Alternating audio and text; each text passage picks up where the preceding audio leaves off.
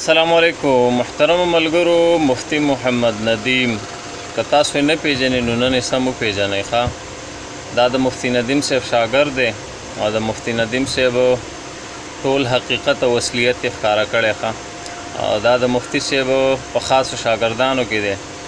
د ده نوم دی مفتی صدام حسین او د ده تعلق د ضلع مومند سره دی. راځئ دا واورئ چې مفتی ندیم صاحب باره کې څه وایي. الله رب العزت دی استاد محترم حضرت مولانا مفتی محمد ندیم محمودی الحنفی حفظه الله تعالی ورعاه ته جزای خیر ورکړي چې هغه زموږ سترګې پوره وکړي او بل دا چې موږ یې زړه ورکړي یو او موږ ته په اوچت سر باندې د ګرځېدلو طریقه راښودلې ده. دا تعریفات چې به کله هغه کول که نه نو دا صرف ولې زه تطبیق کوم تاسو ته په دې باندې چې لکه تاسو ته پته ولګي چې مدعي پېژندل او مدعي ولې هغه وختونه ده چې خلک به د دعوې نه اورېدل چې یاره زه ځان مدعي کوم نه زما په ذمې دلایل دي. ویل دا مدني دور دی اوس مکي دور تللی دی. ویل نه موږ ته په مدعي جوړېدلو کې تاوان شته راته په مدعي جوړېدلو کې تاوان شته دی. ویل د دې پروا مه کوئ د چا. زه یوه ورځ رالم چکر له موږ وتلي وو مازدیګر کې چې رالو خیله موږ د مانځه نه پس مفتي صاحب سره یو دوه کسان ناست دي دننه دفتر کې. نو چې کله مونځ وشو کسان راووتل نو ما ته یې آواز وکړو صدام مولي صاحب مالجي مفتي صاحب ویل دلته راشه. دننه دفتر ته ورغلم مفتي صاحب سره داسې څادر دی دا موبایل هم پروت دی تمانچه هم پرته ده موبایل ورسره په لاس کې. ما ته ووایي چې دا دوه کسان راغلي وو اوسه وایي دې دوه کسانو هلته په کلي کې غیر مقلدین ورله راغلي دي چې موږ مناظره کوو په رفع الیدین باندې. څه باندې؟ ترک رفع الیدین باندې په رفع الیدین باندې سبا 10 بجې ټیم یې ایښی دی. هغوی 3 میاشتې لپاره تیاری کړی دی. اوس حیران دي. نو اوس ما پسې راغلي وو چې غیر مقلدینو موږ له سبا 10 بجې د مناظرې ټیم راکړی داخلي او اوس یې خبر راوړی دی او 3 میاشتې هغوی تیاری کړی دی.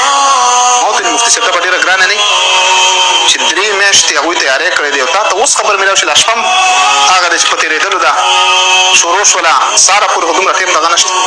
مفتي صاحب داسې ناست وو په الله یقین وکړه چې زه بلا مبالغه دا خبره کوم. صادر یې داسې ورسره وو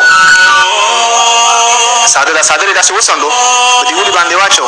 ما ته یې صدام مولي صاحب ویلې حق حق او باطل باطلي ویلې هر څه کېږي به کتابونه را جمع کوي. ما یې کور ته راوړه زما کور ته راولېږه ویل کور ته راولېږه. دا د جمعې شپې وې جمعې موږ لمونځ وکړو او زه د ماښام د مانځه نه پس کتابونو پسې لګیا شوم ځان سره مې طالبان ولګول. د شپې 11 بجو پورې ما په ترک د رفع الیدین باندې چې مفتي صاحب د کتابونو کوم لیست و هغه کتابونه ما را برابر کړل. 11 بجې ورته ما میسج وکړم مفتي صاحب کتابونه تیار دي. تاسو سوچ وکړئ چې په انسان باندې څومره پریشر دا د مناظرې پریشر تاسو نه دی کتلی. دا د هغه چا نه تپوس وکړئ چې دې میدان کې لوبېدلي نه دا ډېر لوی زور لري. تر 11 بجو پورې مفتي صاحب ما ته چېرته میسج هم نه دی کړی چې تا یا لیټ شولې کتابونه دې تیار کړئ تپوس هم رانه دی کړی. په 11 بجو ته ما میسج وکړم مفتي صاحب کتابونه تیار دي بېرته جواب راکړئ زما خدای وړوئ دلته راوړه. چې موږ ورغلو مفتي صاحب ناست دی د موبایل کې خپل موبایل کې لګیا دی. کتابونه ما طالبانو سره ویوړه نو ما ته ویې دلته کېږده په الله یقین وکړه چې د هغه په دې مخ باندې یا په تندي باندې هېڅ قسمه د پریشانۍ اثار نه و. نو هغه ما کېښوستل ویل تاسو ځئ. حیران شو نور هم حیران شولو دا څه حساب کتاب دی. صرف د نیمې ګنټې دپاره یا د ګنټې دپاره خپل چې کوم مناظرین دي هغه راوغوښتل شپې څه ټیم پته نشته دی. هغوی رال او ګنټه یا نیمه ګنټه هغوی صرف تیاری وکړو. سهار زما خیال کې دا و چې بهی سهار مناظره ده اوس به څه کېږي. نو سهار مفتي صاحب راغی ما ورته ویل مفتي صاحب څه چل دی تا خو مناظره خبره کوله مناظرې ویې خندلې ما ویل دی دومره غیرتمند نه دي ویلي او دومره بزدله د شپې د شپې ته پته لګېدلو چې مفتي ندیم صاحب را روان دی. ویل شپې د شپې جرګه وکړه چې دا شی کینسل کړي موږ مناظره نه کوو. دا دومره بې غیرته مخلوق دی دومره دا د مفتي صاحب خبره صحیح ده ویل مناظرې زموږ خوراک دی ویلې مناظره او په حقیقي معنو کې خوراک دی په دې کې څه شک نشته دی.